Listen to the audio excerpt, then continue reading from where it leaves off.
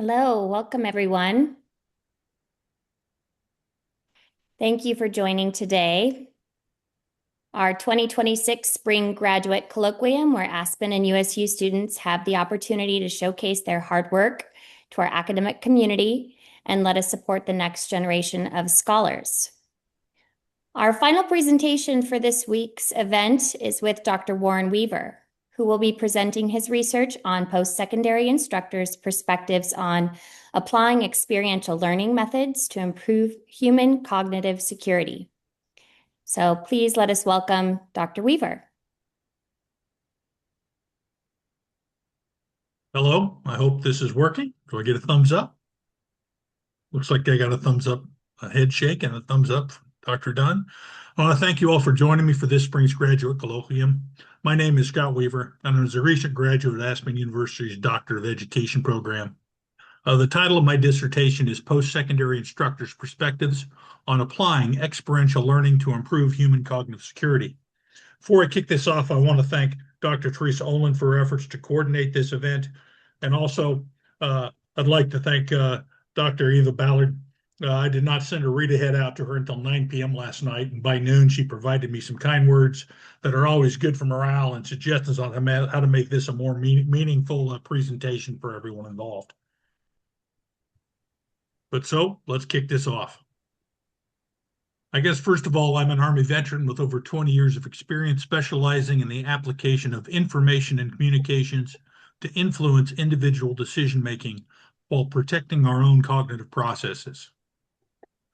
As we proceed through this presentation, I will touch on some elements of this specific research that was also influenced by my previous studies and publication in areas of strategic communications, critical thinking, and deception. And if you're interested in these topics or would like to read my dissertation, they can be found on the link of the ResearchGate account on the screen. In addition, with my hobbies in national security, veteran support, gardening, marksmanship, and chasing some grandchildren, I'm just entirely too busy most of the time. So I'm kind of a big fan of science fiction, author of a 20th century writer named Robert A. Heinlein. And one of his protagonists, named Lazarus Long, described communication and deception as a form of high art, in stating it's not enough to be able to lie with a straight face. Anybody with enough gall to raise on a busted flush can do that. The best way to lie artistically is to tell the truth, but not all of it. The second way involves telling the truth too, but it's harder. Tell the exact truth, maybe all of it, but tell it so unconvincingly that your listener is sure they are lying. His assertion implies that there is much more involved in communication than just speaking the truth.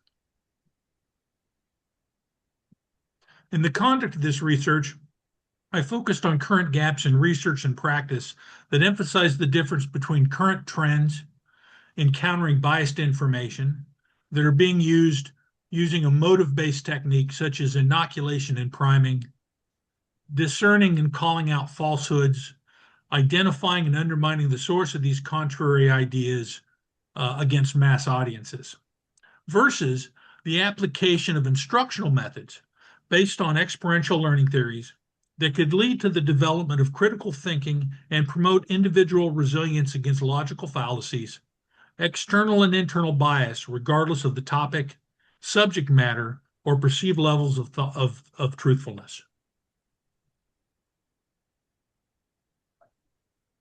One of my supported assertions is that society repeatedly experiences conflicts as tensions over micro-identities, perceived grievances, and and unequal treatment seem to increase. In our current environment, if this behavior continues to expand, competitors and adversaries will be able to exploit the disintegration of organizational or broad social identities and shared narratives to stymie unified growth and development. The upper right-hand graphic illustrates cycles of violence within the United States over the last 250 years. As opposing ideas generate, conflict and violence arises, and ultimately falls over time, leading to a new, if perhaps temporary, truth. These social tensions are more recently exacerbated by our transition from a modernist through postmodernist to a meta-modernist society that is more committed to personal beliefs and immediate perceptions than historically recognized and accepted facts or shared truths. These terms, modernism, postmodernism, metamodernism, I like to compare those to thinking of a painting of still life, of fruit. A modernist artist will do everything in their power to take that image of a pear and generate that image in as much true life as possible to generate as much real physical truth from it in the exploitation and the development of their image. As you move through postmodernism to metamodernism, that effort to find correctness, um, truth, changes. It maybe isn't so, the pursuit of truth doesn't change, but how that truth gets described. So maybe a postmodern artist might just in the still life generate an oblong yellow shape to represent the fruit. Um, but when we talk about metamodernism, I think we're talking more about ideas and thoughts that are not even grounded in any historical reference, that they are based more on how we feel about something, how we perceive it internally, without even necessarily sharing those ideas and challenging with other people from a sense of curiosity, from a sense of humility. And if you're a Ted Lasso fan, from a perspective of being curious, not judgmental. Um, in those ideas, I think it's really important to have those topics. And when we are dealing with people whose ideas vastly different than ours, that we have once again the humility and the ability to have those conversations to help generate some shared truth. This assertion, I also assert that though this transition away from classical liberal experiential learning, classical liberal experiential learning, to virtual constructive social education has challenged individuals and their associated groups' abilities to apply critical thinking skills and analysis, making them more susceptible to various forms of biased information, regardless of its source. This assertion is reinforced by the graduation inflation graphic that compares the rise of high school graduation rates with the fall of SAT scores over the last 20 years. I'm not in a position to discuss why that has happened or the details of it, but I think it's interesting that as graduation rates go up, SAT tests, which may have an implication of generating ability to solve problems and apply critical thinking, seem to be falling. Ultimately, this study is aimed to bridge the logical gap between the conditions described in the problem statement as increasing challenges in securing the human cognitive information space and the purpose statement that these challenges could be addressed through improved critical thinking and personal resiliency skills. It is further asserted that these skills could be developed by applying experiential learning theories and methods in the post-secondary and graduate level learning environments. The current body of research, policies, and programs associated with cognitive security is biased toward the inoculation of audience against falsehoods, the identification of untrustworthy communicators, and the application of artificial intelligence and machine learning in response to malign emotive influence of key demographics or vulnerable populations. While each of these methods are valuable and address different perspectives in response to threats to cognitive security, I propose that each of them fails to consider the roles of individual critical thinking and resilience in mitigating these threats, regardless of levels of perceived truth or accuracy. The results of this study provides two forms of information: an analysis that can be used to inform curriculum development and instructional methods in pursuit of increased human cognitive security through the development of critical thinking and resiliency skills. The first form resulted in a group of individual cases collected through the semi-structured interviews of instructors that provides information concerning their unique experiences methods, logic, and results associated with the application of experiential learning theories and methods to improve critical thinking and resiliency skills. These experiences were captured to understand the educational situation, instructional tasks to be accomplished, and actions taken to address the situation and the result of the learning engagement. The second is a consolidated thematic analysis of all the outputs of the semi-structured interviews to assess any narrative and performance trends that would answer the research questions. So several theoretical frameworks are associated with an individual's ability to identify or discern, interpret, and respond to biased information. These come from the areas of psychology, human cognition, learning, communications, social inoculation methods, and are associated with adult and experiential learning, critical thinking, the roles of disinformation and biased communications, and cognitive security theories. The primary theories I use to frame this research include the Shannon-Weaver communications theory,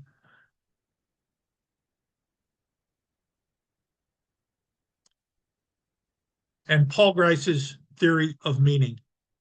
The Shannon-Weaver communications theory is based on a mechanical model where the quality of a message or its interpretation is influenced by internal or external noise. It presumes that the source of a message and its destination is neutral or without bias.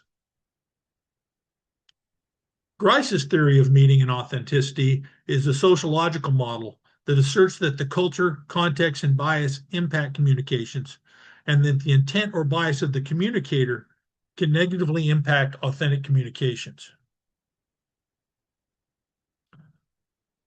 In the center, I developed a human cognitive learning model that illustrates how deliberate learning and education models can improve individual resilience and critical thinking skills to improve human cognitive security. The tree figure illustrates how communications authenticity, studied by Grice and So, and communications quality, described by Shannon and Weaver, provide the roots of knowledge and understanding that empower learning. It is the integration of learning, critical thinking, and resiliency theories as we move toward the trunk and the knowledge, skills, abilities, and attributes associated with those that provide the environment from which human cognitive security develops. In addition, Bloom's taxonomy integrates the academic, physical, and emotional domains of learning and provides a framework for measuring and assessing learning across the pedagogical and andragogical spectrums. Kolb's and Bandura's theories attempt to describe learning processes from experiential and social perspectives. Kolb's research is associated with preferred learning and teaching styles, while Bandura's work involves concepts of identity, influence, and resiliency. Paul and Elder collaborate concerning the application of critical thinking and the application of intellectual traits, standards, and elements of reasoning. And while not listed, in part of my research, I found the Northwest Resiliency Consortium was able to apply a competency model using Bloom's taxonomy to train and assess individual resiliency. They developed KSAs associated with the resiliency and critical thinking that were developed using experiential and social learning models with methods to improve human cognitive security. Current discourse and debate seem to emphasize preferred narratives or truths to be adhered to and falsehood to be denied. Examples of the assertions include debates concerning the source, responsibility, impact, and recovery from COVID, the war in Ukraine, the legitimacy of Israel, and the justification for violence. Reflecting on Lazarus Long and Robert A. Hyland, we can begin to describe the relationship between accuracy or inaccuracy and the honest or dishonest intent of information framed in this matrix. We can see it as either formed as authentic information, misinformation, malinformation, and disinformation. Well, going back, general authentic information is accurate and genuine. Misinformation is inaccurate, yet authentic. Malinformation is manipulative and deceitful while accurate. And disinformation is both inaccurate and deceptive. And then from that, we get these other terms we use to describe information. So someone that is honest and correct and speaks appropriately, we see that as genuine information. Misinformation is biased, incorrect, and inappropriate. Malinformation is a source of half-truths, sarcasm, and irony. And disinformation involves propaganda, deception, or parody. And you can also see with those final terms, it's also associated with Lazarus's reference to poker: tell, show, lie, and bluff. My research questions address the subject of critical thinking and personal resilience from the perspective of developing these skills in question 1 and applying the skills in question 2.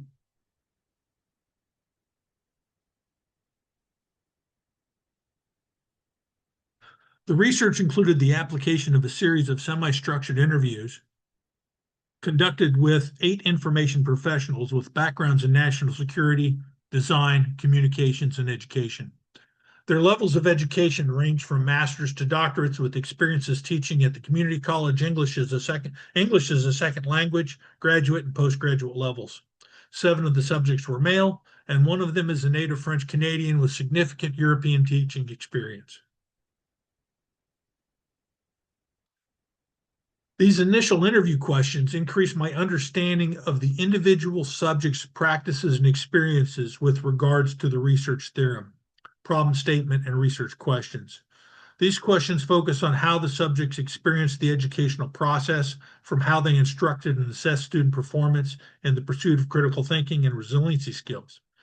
The purpose of the follow-up interview questions that are not listed was to test the trustworthiness, reliability, and validity of the researcher's problem statement, my problem statement, assumptions, and theoretical applications. These questions focused on the subject's experiences within the institutional processes, focusing on who, what, and why, perspectives of student educational activities in the pursuit of critical thinking and resiliency skills. The results of this study provided 2 forms of analysis that information professionals can use to inform curriculum development and instructional methods in pursuit of increased human cognitive security.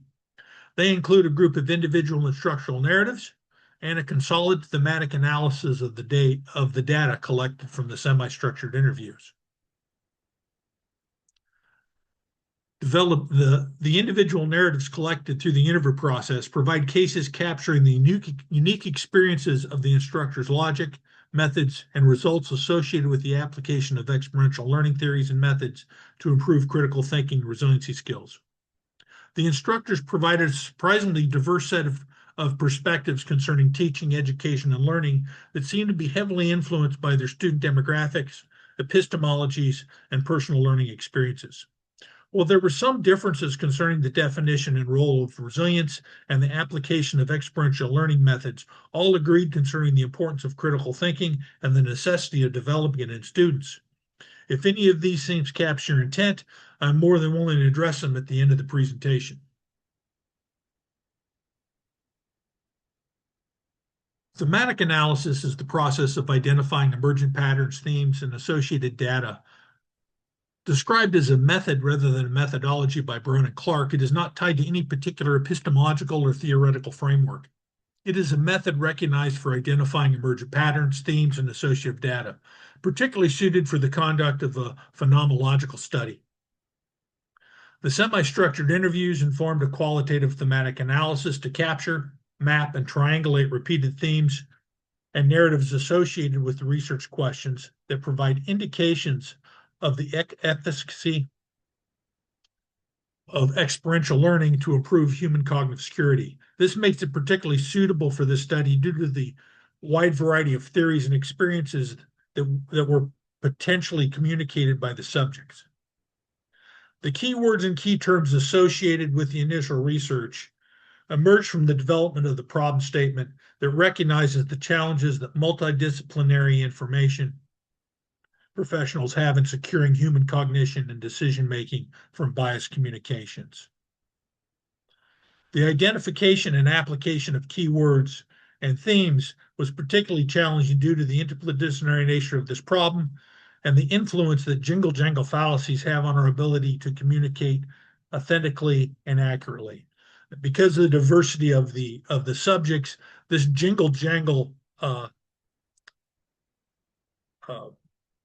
jingle jangle fallacy, this jingle jangle activity was other prominent, made it very challenging in trying to understand what people meant in the data collection process. Because sometimes people will use one word to describe multiple things, or they can use multiple words to describe a single thing. It was very important in the interview process to draw that out to try to generate what they really meant when they used a specific word. Ultimately, through this process, the four final themes identified in the processing and coding uh, and through the evaluation of the data included cognitive security, which was the overarching theme, and then three supporting themes that included communications quality, cognitive processes, instruction, and learning. And then from across these, we were able to extract and generate 22 keywords um, that nested and supported those concepts, those broader concepts. Ultimately, this research supported the literature reviews and my assertions that due to a decline in critical thinking and social resiliency skills, individuals are becoming more susceptible to the effects of mis, dis, and malinformation, primarily associated with biased communications and emotive manipulation. This is not only leads to grievances between conflicted social groups, but also increases threats of insider attacks or espionage. Our society's prioritization of declaring perceived truth while calling out falsehoods in mass, rather than promoting the development of individual critical thinking skills to combat internal and external bias, has made us uniquely vulnerable to the unparalleled mass and volatility of the current information environment. This informed my development of a human cognitive security model. Within the human domain, cognitive security is defined as the application of critical thinking and self-resiliency to protect human cognition from bias and heuristics, informed by personal experiences, emotions, and standardized decision-making frameworks and models. This model demonstrates the relationship between senders of messages and the receivers of ambiguous communications to generate meaning by interpreting communications and practicing genuine decision making that enables human cognitive security. Ambiguous communications can be influenced by the intent of the sender and the quality of the information they are delivering. Although in this situation, it merges both Greece and the Shannon-Weaver model that information quality can be impacted by both internal and external factors, by inaccuracy, accuracy, and also influences by external factors on the flow of that information. And then as that information flows to the receiver through cognitive processes, ideally through critical thinking, but too oftentimes due to heuristics and biased thoughts and processes, that is applied and the quality of the information as well as the cognitive process and resilience is practiced by the receiver. So the receiver can apply critical thinking to avoid bias and heuristics, or they can also apply resiliency to gain autonomy and thought of their own thoughts and situations, or be dependent on other people's thoughts and influence.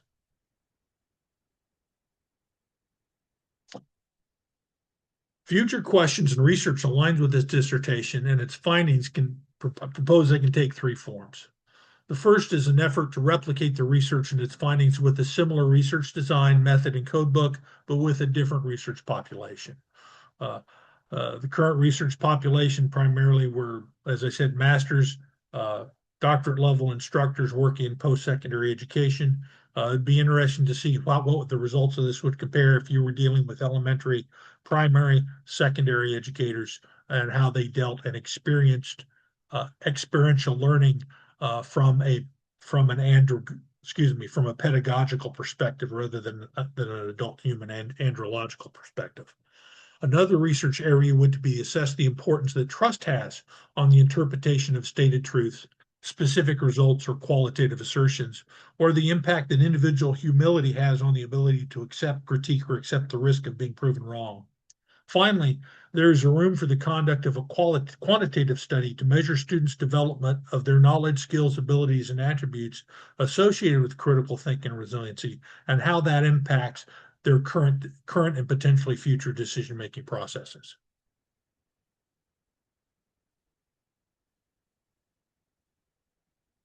I'd like to close by once again presenting my human cognitive learning and security models that emerged from the literature review, research, and findings and analysis. The human cognitive learning model illustrates how theories associated with communications quality and authenticity provide the roots of knowledge and understanding that empower empirical experiential learning in the pursuit of human cognitive processes and promote security through the development of resiliency and critical thinking knowledge, skills, abilities, and attributes. The human cognitive security model illustrates four aspects of interpersonal communications: the intent, quality of the information being sent by a sender, and how a receiver processes that information, both from a cognitive critical thinking perspective and from their ability to operate unilaterally and independently from outside influence. So that becomes a way to think about and how to improve human decision making. And for questions and answers, finally, through the application of a bit of artificial intelligence, one of my committee members provided this image, consolidating and capturing the key elements of my cognitive learning and security models. To say the least, I was quite gobsmacked and blessed for the support and guidance received from my committee. I'd like to thank Drs. Michelle Whitman, Dr. Eric Eastman, and Andrew Wiskeman for their constant support. And now I'm ready for whatever questions you might have about this research and its findings. Thank you very much. Thank you, Dr. Weaver. What a wonderful and really important topic that you were able to dive into. I'll go ahead and start the discussion. How has this research shifted your own perspectives on student learning, specifically in higher education settings? How has this, let's see, remember I have to remember what someone else told me once. Write down the question before you answer it. Yeah, that's okay. I'll repeat it again. Just in your own words, how does this research, how has it changed the way we think about student learning or the way you think about student learning in higher education classrooms? How students are learning the information, perceiving the information. It's almost like the what now? What Yep. can be done with this information? Well, I think to me, it's about distractions. In all the cases that were presented by the different subjects, each one of them described different levels of distractions experienced by their students, depending on where they were in their educational process, professional development, growth, human development, whatever it might be. And that it is incumbent upon teachers to identify those distractions and do everything in their power to alleviate them, at the very least in the classroom, to create an environment in the classroom and in the process of doing homework or future assignments to help them, once again, avoid those distractions and focus for success in the classroom and education. I could go look at some of the cases. I could go to the slide and look at some cases and describe each one of those, and where every student had a set of distractions that they were dealing with, all from a different perspective. Thank you. Dr. Weaver, uh, Sir, I uh, I wanted to make a couple of comments that I think are very important if you haven't already done them. First, have you published this dissertation? no, I've only hung it to ResearchGate. So if that's publication, that's publication. I have also uh, I drafted a I drafted a journal article focusing on the concept of resiliency within this that I was hoping to get published through the Aspen Journal, but I understand it's not going out right now, and so I've put that on hold for a moment. Um, but um, that's the limit of what I've done directly with this dissertation. Okay, I say that because you have a lot of proprietary information. You've come up with a new model, and you don't want to lose the copyright or somehow have somebody while you're making these presentations. So if you want to contact me or Dr. Ballard, we will help you get into ProQuest so that you're able to publish the whole dissertation there. The model should be copyrighted is another comment I would make.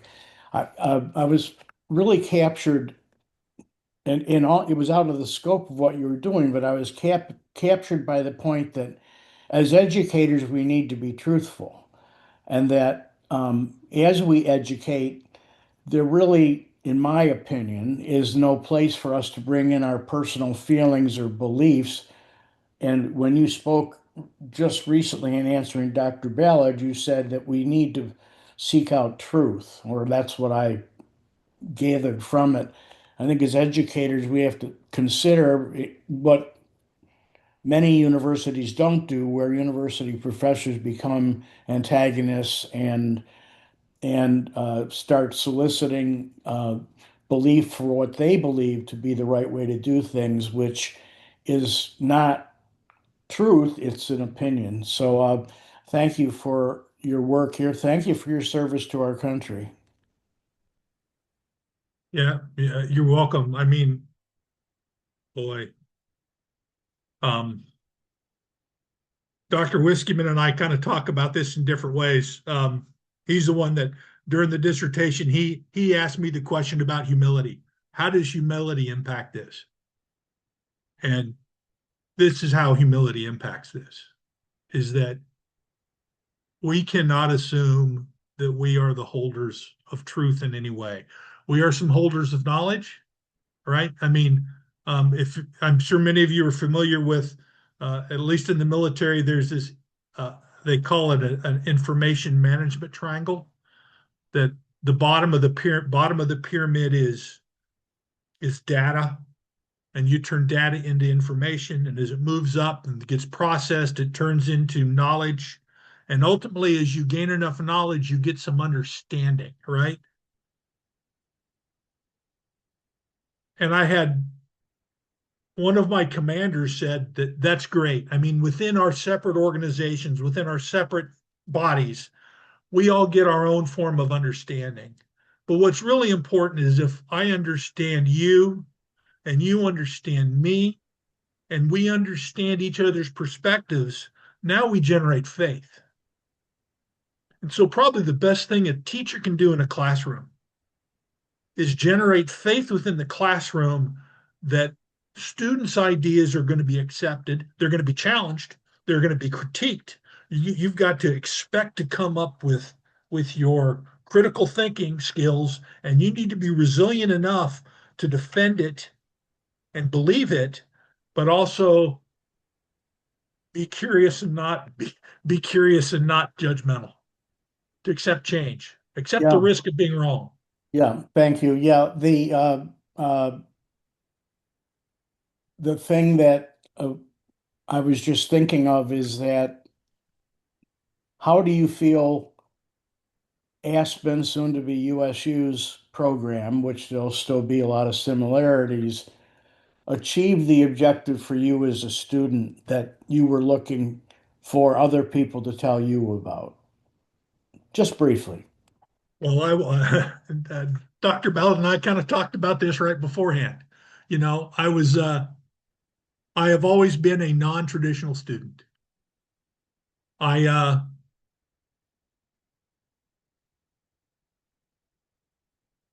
After 5.5 years, I dropped out of Iowa State University, 5 credits short of getting a bachelor's degree in farm operations and agriculture, and went home and farmed with my family.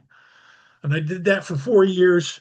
But in that time, fantastic extension service started broadcasting courses by Neil Harrell through the county extensions offices, and I exchanged VHS tapes 4 times a week with the extension office to get my last 5 credits. Then I joined the Army. Talk about another round of unconventional, untraditional learning going on. Um, Aspen allowed me to be a self-directed learner. It allowed me to say, yeah, and I was saying the format, being a distance learning school, it becomes a challenge. And to be fair, right after I signed up, all the news hit about the nursing challenges they were having with certifications and all this other stuff. And I held my breath. Okay, I'm going to carry through with this. And it's been a great experience. Um, there was, Dr. Whitman, there was always a rudder check, not too much, not too little, rethink this. But very much this was my dissertation.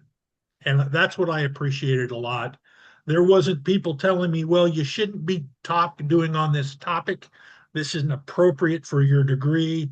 Because I was worried about that, because this really follows into a lot of other big questions other than just educating in a classroom. But yeah, this is pretty awesome, and I would recommend it to anybody else that had the bandwidth and, more importantly, the desire uh, to take this on. You've got to have the desire and discipline to do it. And uh, initially, I felt bad because it took me 6 years, but now I'm feeling pretty good about it. Well, congratulations, Dr. Weaver. It's evident that you put in the work and that you're here because of your commitment and dedication to your research and to your program. So thank you for that wonderful presentation. Does anybody else have any questions for Dr. Weaver?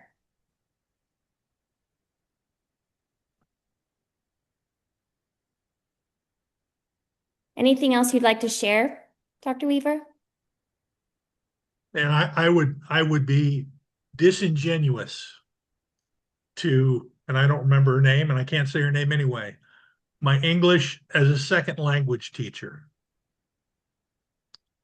I mean, she talked about we she first, when I was first talking to her, convincing her to be a subject for this was very difficult, because she did not understand what she was doing, how it impacted people, how it developed critical thinking.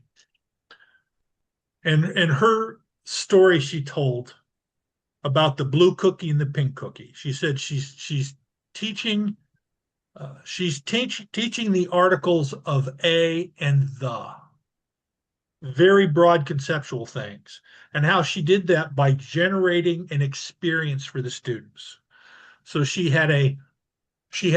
brought in a plate of blue cookies and a plate of pink cookies. And then she walked around the room. She would take one blue cookie and the plate of pink cookies, and she walked around the room. Would you like a blue cookie? Or excuse me, would you like the blue cookie, or would you like a pink cookie? And that generated a shared experience all around the room. Everybody's happy eating their cookie, and we're talking adults. We're talking immigrants to the United States trying to find a way. And she's showing them that there's a way. I just thought that was very inspirational. And at the end, she was able to, write these 2 very short words on the board and urge them to come together and say, to discuss what they thought those words meant to each other. So there's social learning going on, but then also brings it back to guided. And when I talked to her about measuring success and resiliency, critical thinking resiliency, she thought this was really important about developing critical thinking.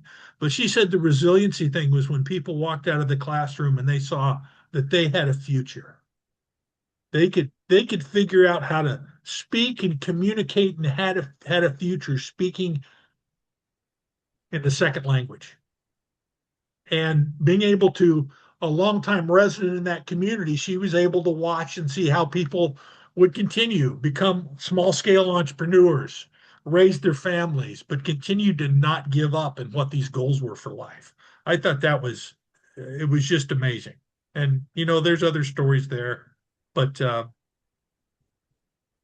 that's what, if that's what, and I appreciate the comments, Dr. Dunn, about publication. One of the things I want to do is take these cases, and I want to take these cases and write them out as a separate example of what right looks like. Or maybe sometimes it doesn't look like, but find something positive about them. Yeah, that's the wonderful nature of qualitative research, is really getting to understand the stories behind the participants in your research. So thank you for sharing that. Really well done, Dr. Weaver. Thank you again for sharing your information with us, and everyone for joining. And what a wonderful week this has been for our graduates and our scholars. So thank you all again. Hope you have a great rest of your week.